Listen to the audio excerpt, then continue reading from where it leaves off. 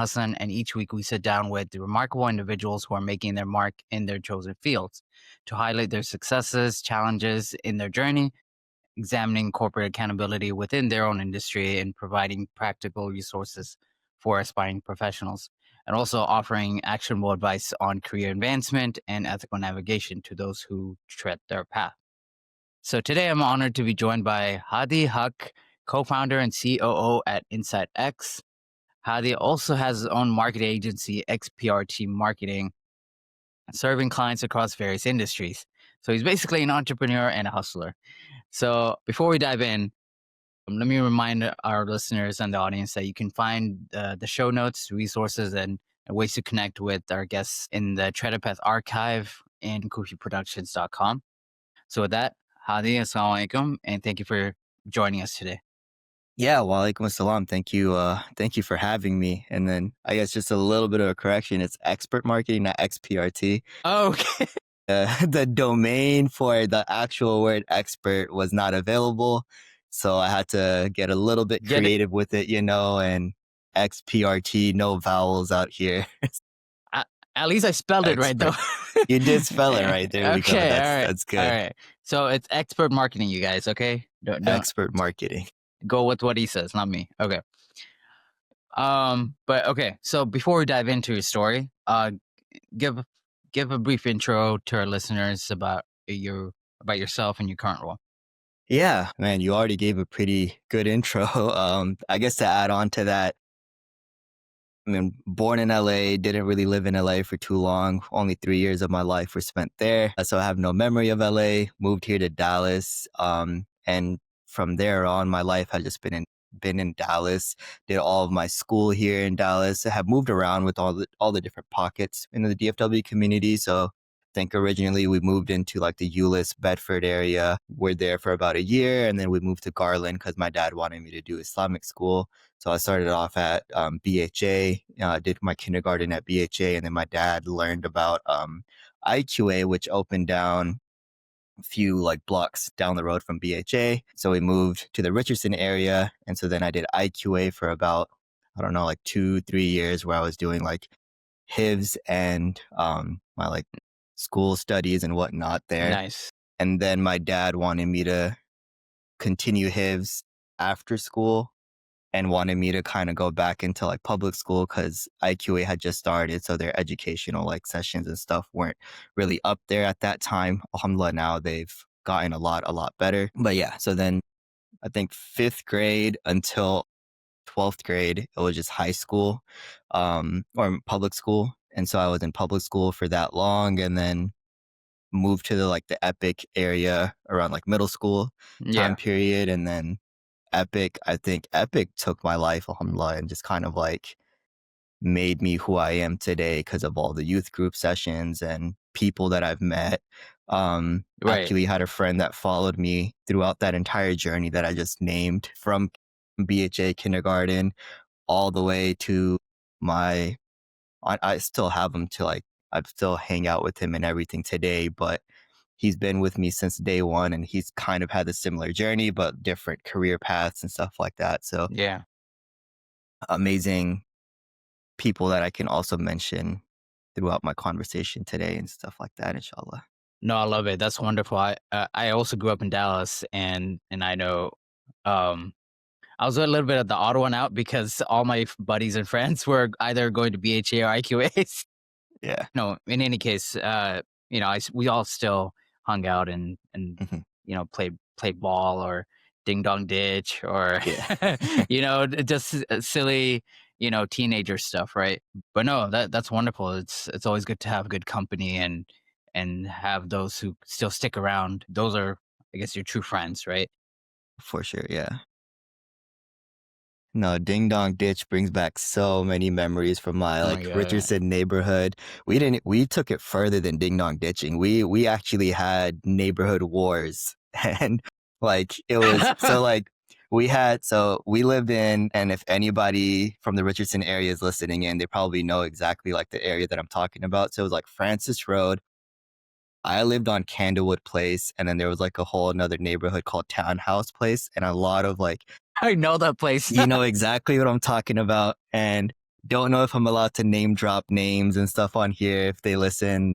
Maybe if they listen and they remember these stories, but we would basically have three different teams or cults or whatever you want to call Sure, them. sure, sure. And we would all go to war against each other. And there were a lot of Muslim kids in each of these neighborhoods as well. So there was a little bit of Islamic history that would come into like our little wars where we'd be like, this is what happened in the Battle of Badr. This is what we're about to do to you guys as well. And like just silly, stupid things. We'd have our bikes that were like our horses. We put ropes on the like little handles and ride around like that. But man, being kids was so much fun.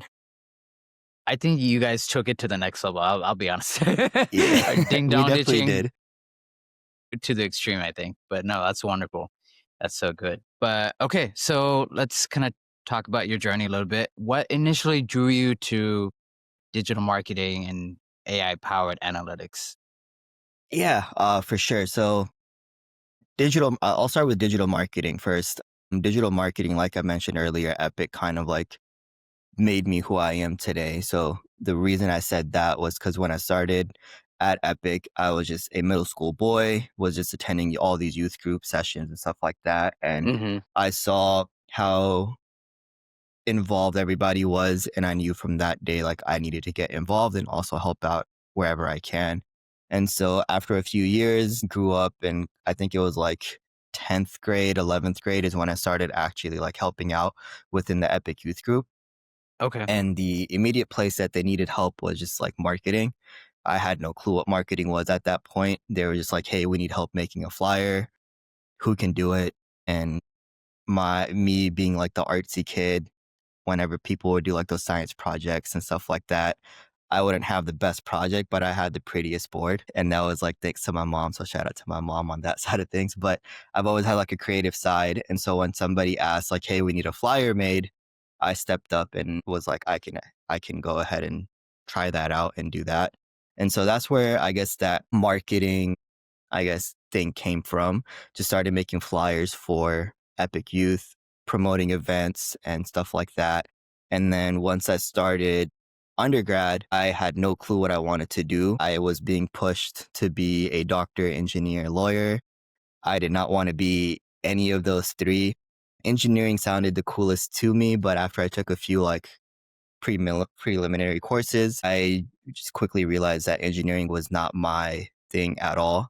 And so because I was still volunteering for Epic at that time, doing a lot of event marketing, flyer creation, and just doing a whole lot of stuff on that side of things, I took some time where I was just kind of taking like all the basic courses in college, like English, history, and all this kind of stuff, and found a startup agency, a digital marketing agency, where they also needed help doing various other things. So they were making websites, doing SEO, going out and doing sales and stuff like that. And he needed more help on getting sales. So that's where I came in. So I started doing sales. And then when I brought him a few more clients, he was like, well, now I need help making these websites. I need help actually doing like direct mail marketing and stuff like that. And so Hmm. that's how I got myself into digital marketing. It just kind of came out of nowhere, did not expect it at all. And all this happened within my first semester of undergrad. And so that's when I like looked into it. I was like, marketing is really cool. I love the science, psychology, and business aspects that marketing has in Yeah. itself. So I pursued that as my undergrad like major. Went to UNT, did communication design. And for the people that don't know what that is, it's basically a mix of graphic design and your business courses.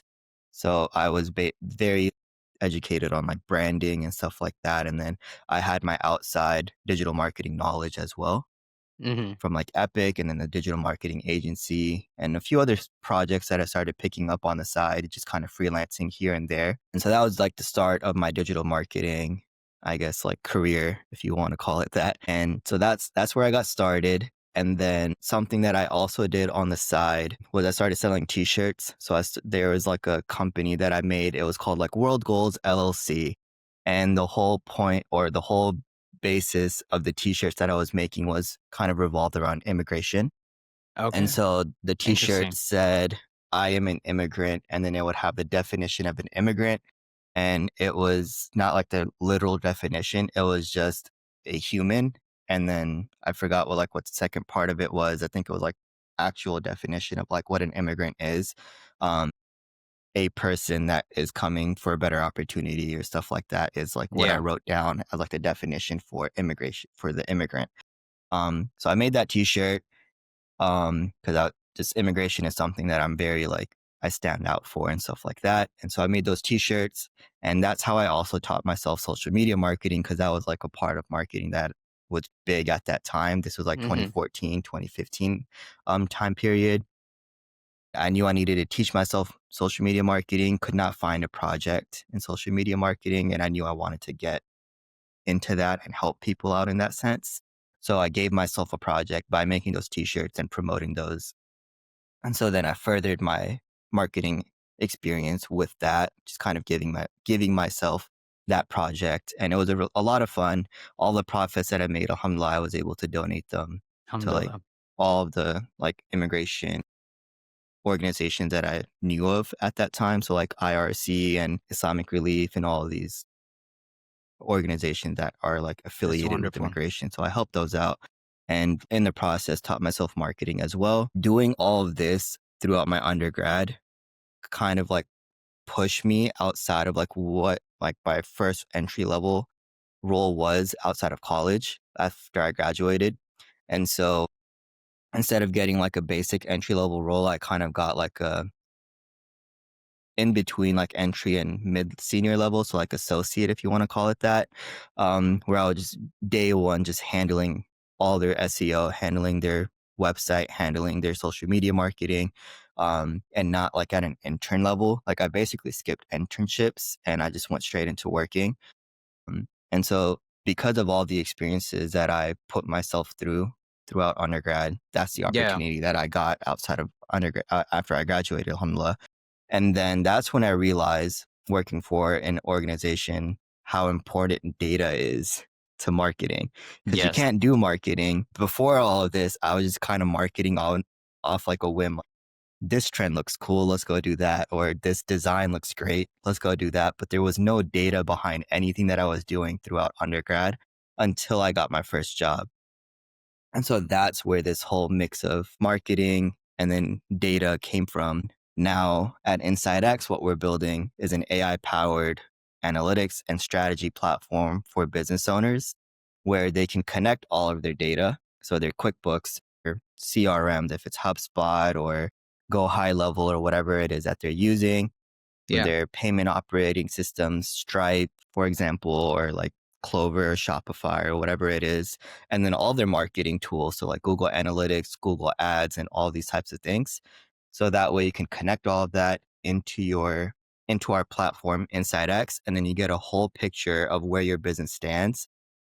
And then we can start pulling insights on your data like, hey, for the month of April, your revenue dropped by 10%. Focus your efforts for May and focus on like Google ad spend because you didn't do that great based off of your data. And so that way your revenue goes up and this is the action that you should take in order to do that.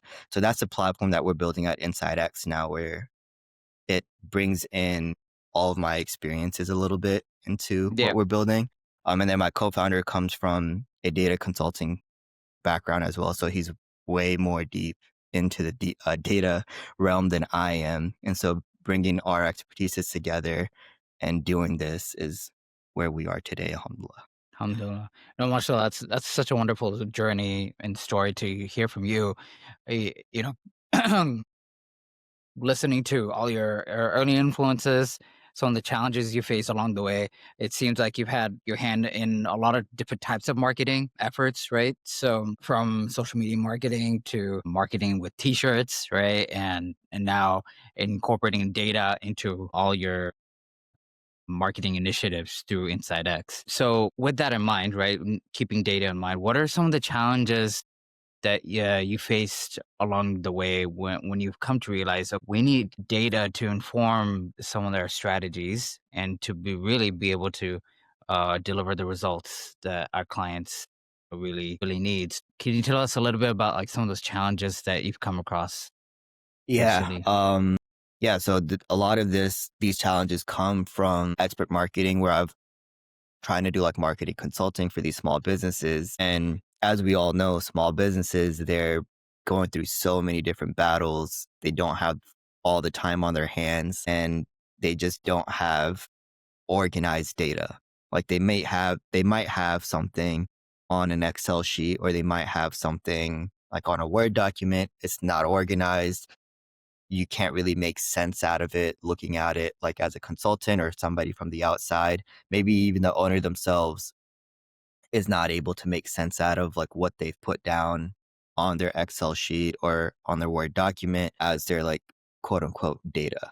And so that's one of the biggest things that I have seen challenges is like coming in as a consultant or coming in as a marketing agency and trying to work with these small businesses that are like, yeah, all I want is more people to walk in through my doors and buy my coffee or something like that. And you're like, all right, cool. What days do your like customers not come in? They're like, I don't know. I'm like, all right, cool. Let's go look at your like data. They're like, I Right. don't have that. And so now you're spending 3 to 6 months with that business owner, like, all right, let's try to track these things now because we can't do anything until we track it. Otherwise, we're just going to be wasting money and like throwing things at a wall and hoping that they stick. Right. But yeah, that is honestly one of the biggest challenges, and it's just more of like now you have to take the time to work with the business owner. They're not happy because they were expecting immediate results, but they're not sitting there and understanding like, hey, it's because I don't have my data. They think it's like, oh, he is incapable of doing the marketing. I'm going to somebody else now. And then they're just being role-balled and kind of like they just constantly are in that struggle. And so that's the importance of data. So You they come hold to the on to it. table thinking that, okay, I think I have the necessity as far from a data perspective. They think that I have enough to go off of a, building a strategy. And then I hope that things kind of snowball into the kind of effect that I'm looking for. Yeah. Right. Okay. Yeah, so let me give you an example, right? So there's a business that I was working with, and they're like, we're currently working with this agency right now. They are not giving us the return that we're looking for.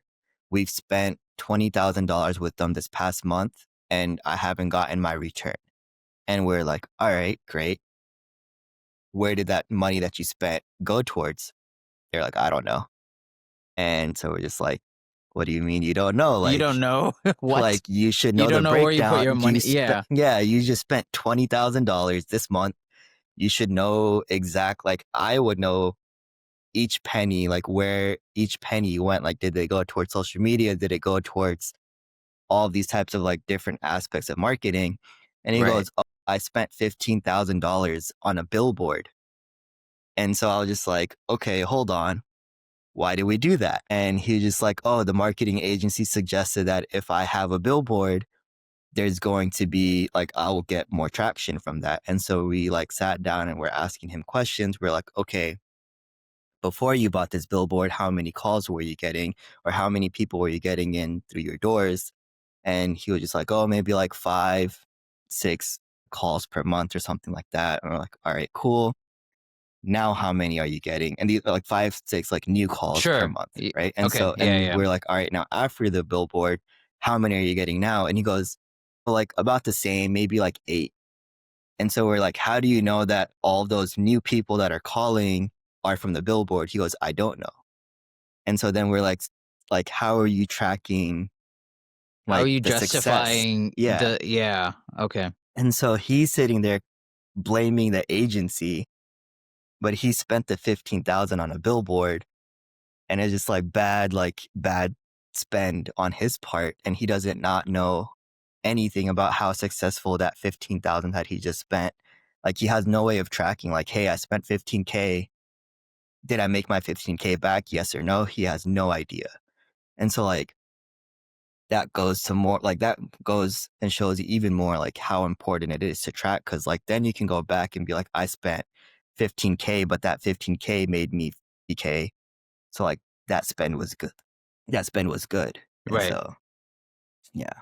Yeah, not only you need the data to show for what's happening right now and what your current metrics are showing, but also justifying the amount of spent or the amount of spend you plan to make on, any particular strategy, whether it's spending on a billboard or a uh, TV ad or a radio ad or, you know, uh, online market, whatever, Yeah, right? So metrics to show the results of what you hope to see should also be ready beforehand as well. exactly. Yeah. Or So at least give a little bit of grace and leniency to whoever you're going to work with to give them time to figure that out then, because now there's a lot of trial and error that's going to be taking place. got it. Okay. Yeah. So putting in some buffer zone, I guess, to make sure that okay, things can happen, anything can go wrong in any moment, right? So Hmm. make sure we have some mitigation plans in place in case things don't go as planned. Got it. Okay, awesome. No, that's wonderful. And of course, I'm sure there's so many other challenges when it comes to analytics, using data, my marketing in general, right? Um, but we'll go over that another time. But for now, we're gonna go in going back to you, right? Your journey. Um, one of the things that in the Tread a Path podcast we love to talk about is the intersection of faith and the professional life. How they tell us about how your faith has influenced your career choices and the professional approach. I know you talked about IQA and Epic, and some of the projects you started were with the Epic Youth Group. But if you could give us a little bit more about the influence, that'd be great. Yeah. Yeah. I'm trying to find the words to properly answer this. Sure. Yeah. So, I mean, like I mentioned earlier, my entire like childhood, even up until undergrad, was surrounded with just Muslims everywhere. I feel like everybody in the Dallas community, we all just kind of live in a bubble. If you want to call it that, like we're all just in a Muslim bubble. We only see Islam and all this kind of stuff, which is a great, great thing. Like it's a Yeah. blessing to be in Dallas and being in that environment. But we don't get to see a whole lot of people outside of Islam. At least I didn't growing up. Like I didn't have a whole lot of non-Muslim friends. And so when I did finally go to undergrad or even high school, actually, like my middle school days weren't as bad. High school is when I started seeing like the difference between like Muslims and then like non-Muslims because of like all the thing that all they were all getting into.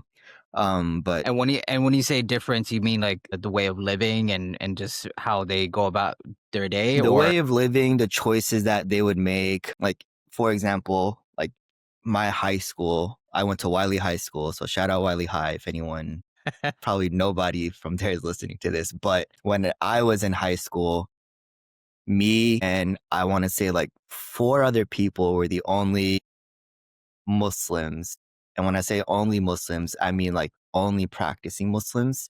Because there were a few other Muslims there that were by like, they say, yes, we're Muslim. But then when the four or yeah, five of us would leave on Fridays to go to Jummah or like go to the like janitor's closet that they gave us to go pray Zohar and stuff like that, right. they'd be like, oh, you do that? Like, you pray? Like, I don't do that anymore. Like, that's my grandfather's thing. Like, we don't do that in my family. Wow, they actually say Um, these things. yeah, like it would be like jokes, like they'd like make fun of us for going to pray, even though they also call themselves Muslims as well. So I saw that in high school, but even outside of that, I would see like all the others that were like kind of just getting into like, partying and drinking and drugs and we're only like 16 years old, but they're still getting into all these things Yeah. and all that kind of stuff. So like high school, I saw a lot, and alhamdulillah, like the friends that I kept close to me were the ones that like kept me out of it as well. So like everybody just like, oh, you never did this in high school or you never tried that in high school. And like, alhamdulillah, I never have. And I know that like it's pretty common, especially like here in the US, that like maybe they accidentally tried it, like in quotes, accidentally tried it or something like that. But no, alhamdulillah, like the people that I kept myself surrounded with always like kept me 10 steps away from that along with themselves as well because we just kind of stuck together. So I never got into any of that kind of stuff, but I would see it and I would always just observe it and be like, so and so did this. This was a consequence of them doing that. This is why Islam tells us to stay away. I got that at a very, very early time of my life. Like I've seen 10th graders out got DUIs and got hit and runs and stuff like that. High school for us was not I know people that went to Plano East probably didn't see a lot of this stuff, but at Wiley it was not. It was kind of pretty ghetto out there in Wiley. Wow. And so we saw all of these things. And so it gave me a very good understanding of the rules that are here in Islam are there for a reason so that we don't fall into these DUIs. And there was a kid that was I think he was 16 and I think he basically ruined his entire life because he hit somebody while he was under the influence. I don't know Subhanallah. what happened to him now. I don't even remember his name, but these things happened and he was only 16 years old, you know? So seeing that when you're 16, you're just dang, yeah, that's something I'm never going to do and stay far away from it. Yeah. But yeah, so because I got that experience in high school, when I did go to undergrad and I did go and do my MBA program and all this type of things, I was around those things even more, but I still stayed away from them too. For example, in the MBA program, a huge part of the MBA program is networking, and a lot of their networking is always done at happy hours. Even in the corporate life, there's Right. so many happy hours. The entire corporate life revolves around happy hour. And everybody knows this. And so I tried to avoid it as much as possible. And my MBA, I went to SMU. And so everybody knows, if they don't know, SMU is a very expensive school. And so when I was not really getting out and networking because they were just going to happy hours. And in the beginning, I was just I'm not going to go. They're going to a bar. I'm going to wait for another networking opportunity where it's not at a bar. That opportunity never came throughout my whole 2 years of MBA.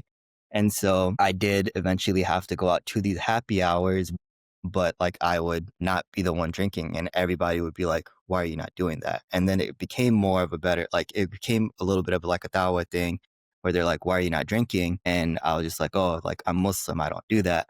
And then they'd be like, oh, but Abdullah over there is also Muslim. Why is he doing it? And I'm not going to sit there and be oh, he's not a good Muslim. I just be oh, well, Yeah. I choose not to continue doing that. In Islam, we're not supposed to, but some people, they just don't follow to the T.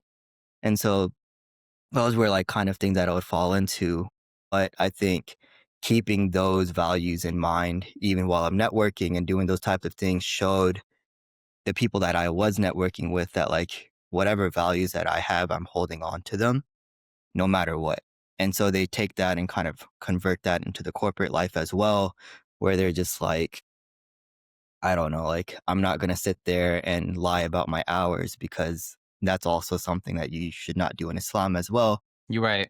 Just good characteristics, good morals, good values. Islam has all of those things and they see these things and they that you do that. They're oh, Hadi's never going to show up to work hungover. We know he never drinks. They have no fear of that from me at all, from work and That's good. anything like that. And so those are the kind of they see these things. Yes, some of them judge you, some of them don't. I've heard from other friends that someone was oh, he doesn't drink. What does he do for fun in life? And I was oh, buddy, if you knew what I did for fun in life, you would also stop drinking as well. But those are the kinds of things that in my professional career that I have seen that kind of these are Muslim values that I uphold. These are the values that they don't really understand, but they find it intriguing. And they'll sit you and they'll sit there and Yeah. ask you so many questions hey, why'd you take that yoga mat for 5 minutes to that room? Hey, oh, it's not a yoga mat. It's a prayer mat. I actually just went to go pray and stuff like that. Those are the types of questions that people sit there and ask because you think that yeah, Islam has been around for so many years. People know what Islam is, but then when they see you actually taking those steps to practice Islam, they're curious. They want to know You're right. why are you doing that every single day at 2 p.m.? Why are you walking out with that rug? What are you doing? And then you start telling them and they're like, wow, that's really cool. I thought I was religious. I just go to church on Sundays. And then they're just like, Right. you're the religious person. And they like that. And so really cool. Certainly. Being a Muslim in corporate America, there's certainly challenges you have to face, right? And what you've articulated so well is that in your own words, that even in those challenges, there's those opportunities for dawah, for sharing what Islam is about, right? And you found a unique way of like integrating the Islamic principles into your daily work activities and your work routine, right? So that's really wonderful. And in a lot of ways, also you found ways that faith can actually enhance your professional appearance and your professional, I guess, effectiveness and how you handle yourself at a professional level, right? People now respect you more because of your faith, because of how you integrate Islam into your work, your daily work life, right? So I think that's really awesome that you're doing that, mashallah. So let's pivot over to the industry. Let's talk about, the agencies and the marketing agency as a whole. Tell us what's most rewarding aspect of your work and just being in the industry. What's most rewarding a part of being in the marketing space? Yeah. I mean, I'll give you a very short, quick, simple answer to this. And it's honestly just seeing the businesses succeed. Um, there's a little bit of like self proudness or whatever the word is, seeing like being proud of the work that I put in, but then also seeing that business become successful through the marketing that efforts that I have kind of given or Yeah, shown them, and seeing them become successful in their business multiplies two, three times, whatever the case is, doing my best and trying to keep it as cost effective as possible for them, but still doing the best that I can and growing their business. I think that's one of the more most rewarding like parts of it. And then the second part of it is also just kind of like networking with these businesses. I love learning about all these different like what's a flower shop doing, what's a coffee shop doing, like what kind of different operational things are they doing, and then kind of just like looking at it from a high level and being like, these are two separate kinds of businesses, but at the core, they're all kind of still doing the same exact things. These are the core values that each business should have, so that when I go to the next business, and even though I'm doing marketing and I see maybe on their finance side, they're not doing like XYZ, I'll throw in like, hey, I saw five other businesses doing this. Why don't you look into that as well? yeah, And then like it's just a very good learning opportunity for me as well. Just like taking in everything that I'm seeing and then just kind of doing my own research off of it or seeing the value from what I'm seeing and then kind of taking that and telling the other businesses. And it's kind of done both things for me where it's made me look good, but then it's also made the business better as well, which comes back to my first point of seeing the business succeed is like the yeah, best thing for me. And then just growing my network from there as well. Alhamdulillah has been amazing. Like my friend I was hanging out with yesterday, he yeah, was joking. He was just like, yeah, we went to go get ice cream or something, and I saw like three guys that I knew. And so I went up and said salam to them. And then we went somewhere else to go eat after, or I think we ate first, saw the three people, then went and got ice cream. And I saw another client of mine. And so I went and said hi to him. And yeah, he just like, dude, you know everybody here. And I was just like, he was like, you know, everybody in Dallas. And he jokes about this every time we hang. He's like, I don't think there's ever been a time where we've hung out where you have not said salam to somebody else or said hi to somebody else in the Dallas area. And I think it's just because like through the marketing efforts or I'm like went around and worked with people or right, at least network with them. Even if I didn't work for them, I maybe pitched the marketing efforts to them. And so even through that, I'll keep that like networking up with them, like, hey, how's your business doing now? Or stuff like that. And keep those conversations going. And I think that's the most fun for me is just kind of growing my network as much as I can. Cause then when I grow my agency, they see like, oh, he did reach out to me. I still need marketing help. Let me go back to him. So there's just kind of like a full circle moment of like my success is their success and their success is my success and stuff like yeah. that. And so those are the good things and things that kind of make me happy. Since you do a lot of networking as expected within a marketing agency, how do you evaluate whether a company or a client that you work with aligns with your values? your personal and professional values? What's your thought process for determining that Yeah. Well, so I think the first thing is like I obviously am not reaching out to businesses that don't align with what I hold Islamically? on to Islamically, or even honest, like even without Islam in picture, like for example, like immigration, right? Like I'm not gonna go out here and like do marketing for ICE. Like no, like Oh God. would never do anything like that. Because I hold immigration to such a high value into like my life. And so Yeah. those are the types of things that I like, for example, would look at for like, so like I don't drink. I have no idea how to like market alcohol. And people have kind of come up to me and like, hey, I started like a winery. Would you be able to help me with the branding and stuff like this? And I just be like, listen, like I have no expertise in that area. Somebody else might. Let me give you a few like um references Recommendations? instead and Yeah. recommendations. And so like those are the types of things I feel like where I just kind of set my boundaries, and it's not always Islamic things. And I wish I could think of more examples. I just can't think of them off the top of my head. But No, like I just kind of have my own boundaries. I know my own expertise. Like I know that I can do phenomenal marketing for like a doctor or dentist, but I may not be able to do the same type of marketing for like a grocery store or something like that. And so I wouldn't choose to work with the grocery store because again, they will pay me, but they won't be happy because I'm not doing the best job for them. So I think that's what it comes down to is like, do I know that I can do a 10 out of 10 job? And if it seems like I'll do like a 9 out of 10 job, then I'm kind of going to shy away from it. Cause then again, going back to the first question, it was like, their success is my success. If I work for them and I don't do the best that I can, they're not going to go out and market for me and be like, oh, Hadi did my marketing for me. Go talk to him. They're going to be like, oh, this guy Hadi did marketing. He was okay. There might be somebody else that's better, right? I never want that to be said from anybody. So I think those are the types of boundaries that I kind of put up there. And like, it's not, it's more, that's like how I choose my clients. Like, do I know that I can do the best job for them or not? And I kind of go from there.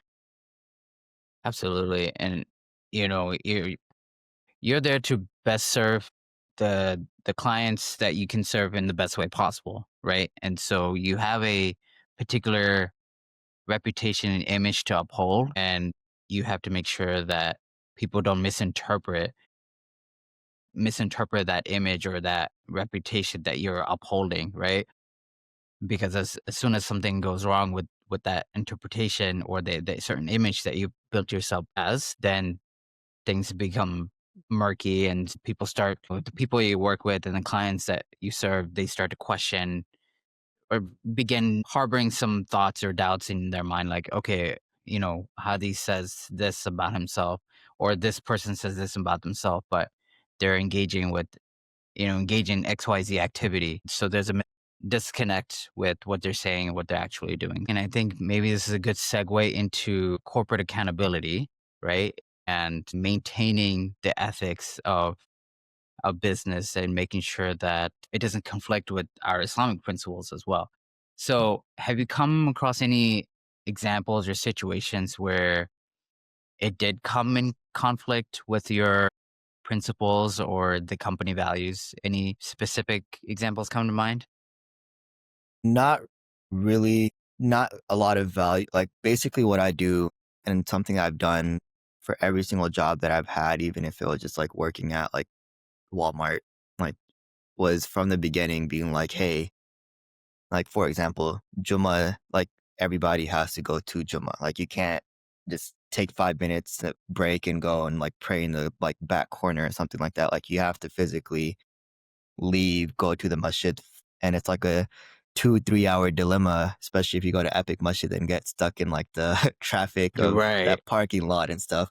It's not like a 30-minute like lunch break anymore. It's actually like a 2 hour like ordeal. And so I'll communicate that from the very beginning to whoever I'm working with. And I'll do that during the interview. And I'll kind of gauge what their answer is based off of like what I've asked them. And usually it's just kind of like, hey, every Friday from 1 p.m. to 3 p.m., I have Friday prayer.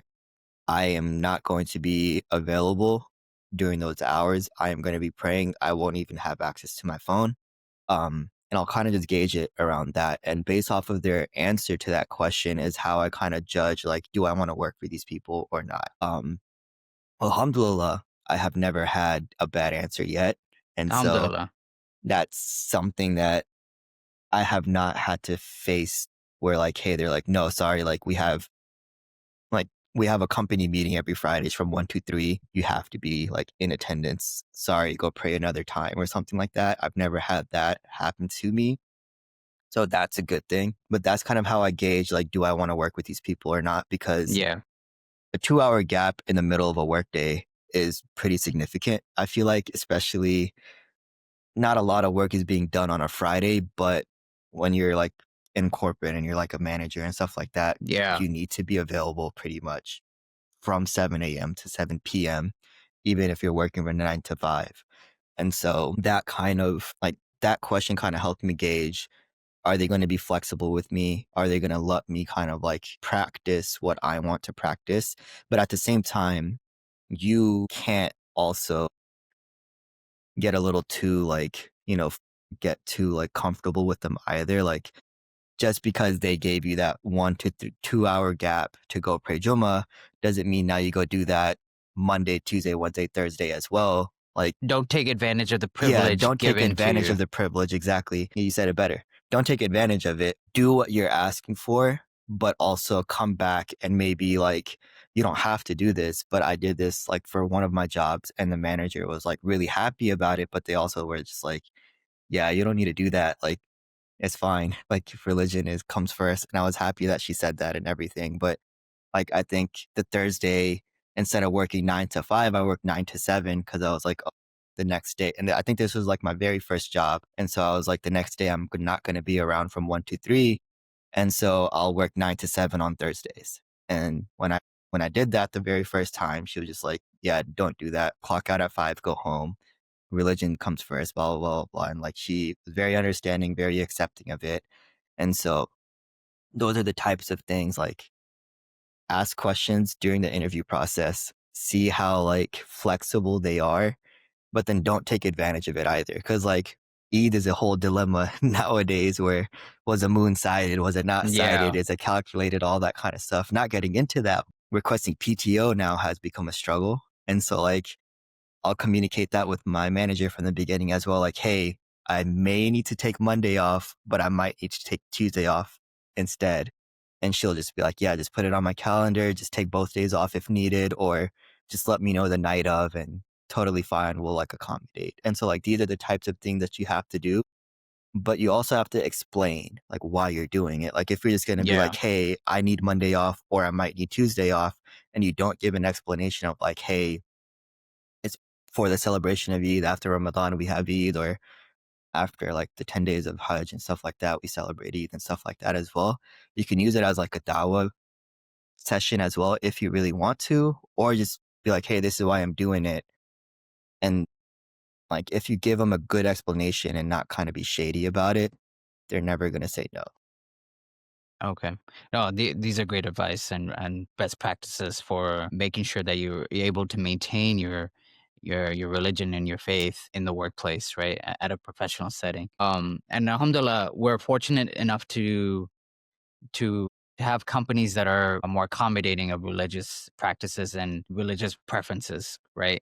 Unfortunately, there are still those companies, those corporations that not only they're discriminatory towards certain religions and certain practices, but they're also, let's just say, some of their actions are racist in nature and very discriminatory towards certain groups of people, right? If you Hmm. can, you know, Yeah. I'm get reading what I'm between trying the to say. lines. Yep. You're reading between the lines. So, and as you hear in the news every now and then, right? Well, with all the individuals being doxxed or students being expelled for just speaking up, against certain things happening around the world. For those people, and some of them may be watching this, right? For those people, what would you be your advice to them if you were in their shoes and you were facing that particular kind of dilemma as a student or as an employee at that company who they have complicity or they have some ties with all these immoral actions happening, what would your actions be at that point? What would you do? Yeah. So I think or not I think, I am a big believer in like your intentions kind of define your actions and what follows your action, right? Right. So, for example, the sister from Microsoft, right? That left Microsoft, Ibtihal. Ibtihal? Yeah. Yeah, I can't remember her name, but yeah. So the sister that left Microsoft, where she got up during the company wide meeting. Don't remember the story like to the detail, but we all know what she got up, spoke out against Microsoft, the bravest person ever to this in today's society, in my opinion. Also given her place in the company too. Yeah, I read a little bit into that story, and not a lot of people get invited to that particular Microsoft event, right? yeah, It was very selective. So when I heard her interview with Sheikh Omar Suleiman, she was saying that she was basically, making dua and praying tahajjud and istikhara to kind of enable her to be a vessel for change, yeah, essentially. exactly. I honestly have not gotten the time to sit down and listen to that interview, but I'm so glad that you said that because that's kind of the point that I was trying to make is like when you intention and then action and then everything else that follows is according to that. When your intention is like Allah, like you put Allah first and Yeah. your intention is that like I'm doing this for the greater of humanity. Like this is what Islam teaches me to do. This is what Allah has told us to do. I'm doing this for that reason. And so the sister went and made lots of dua about it. She did she prayed tahajjud. She constantly kept that in mind.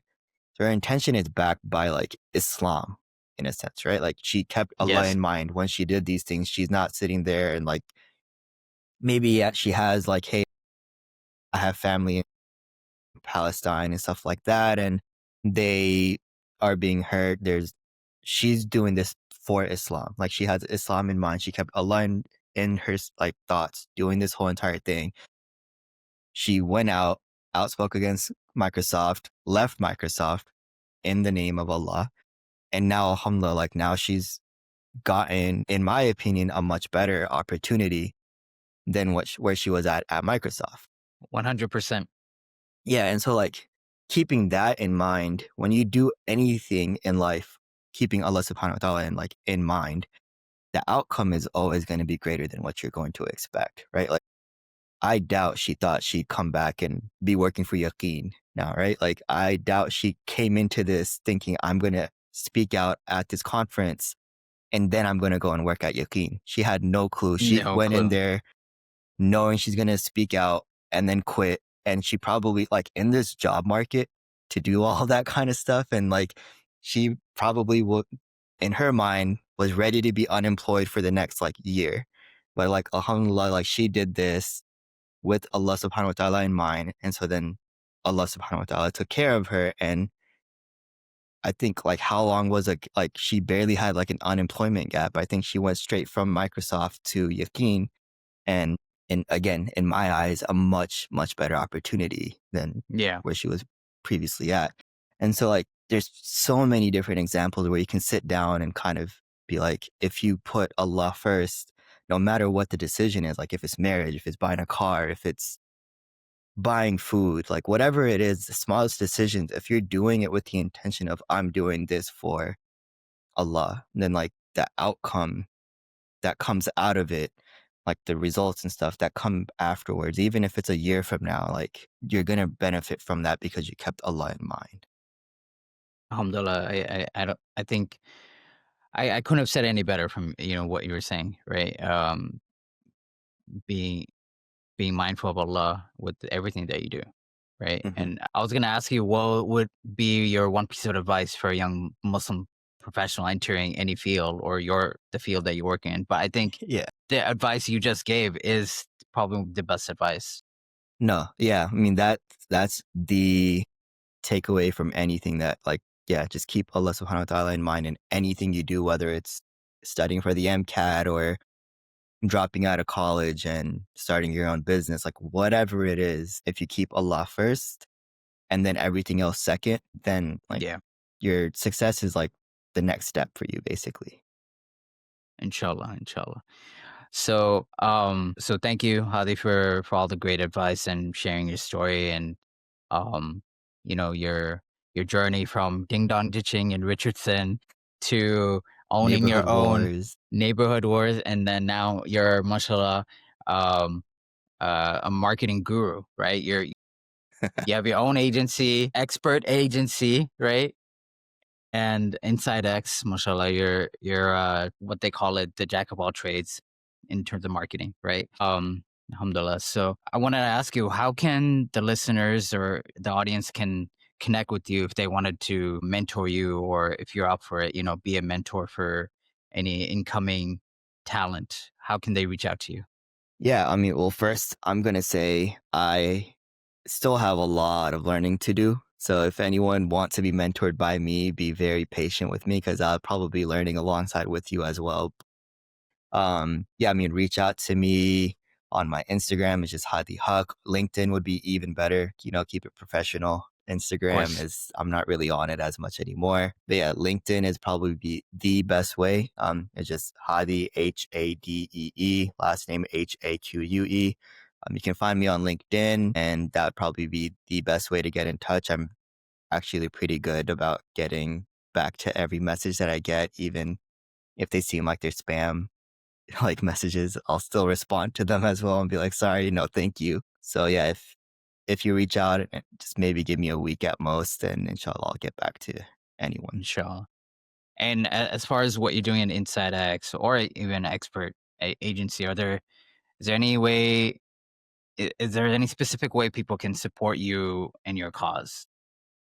Yeah. So for expert marketing itself, I mean, any business that honestly needs help in marketing would love to just sit down with you or with like your reference and just give them strategies. Even if I'm not helping them, I can honestly just what I've done for a lot of people is sat down and audited like what other agencies have done for them and told them straight up like, yeah, they're doing a great job. They're not doing a great job. Go find help elsewhere, even if it's not me that it's going to be helping you. So I extend that to everybody else. If you do reach out, would love to do that for you. And then for InsightX, we started InsightX end of May, and we've grown extremely, extremely fast. Alhamdulillah.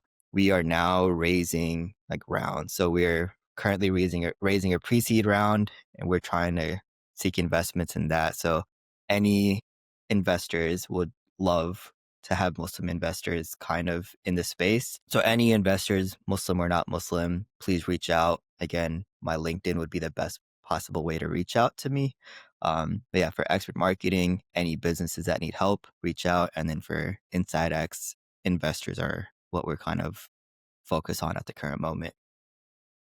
Alhamdulillah.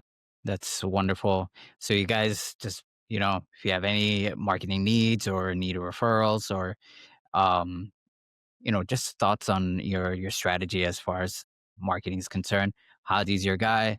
I'll reach out to him. Do LinkedIn. Let's keep it professional. Okay. Let's go LinkedIn.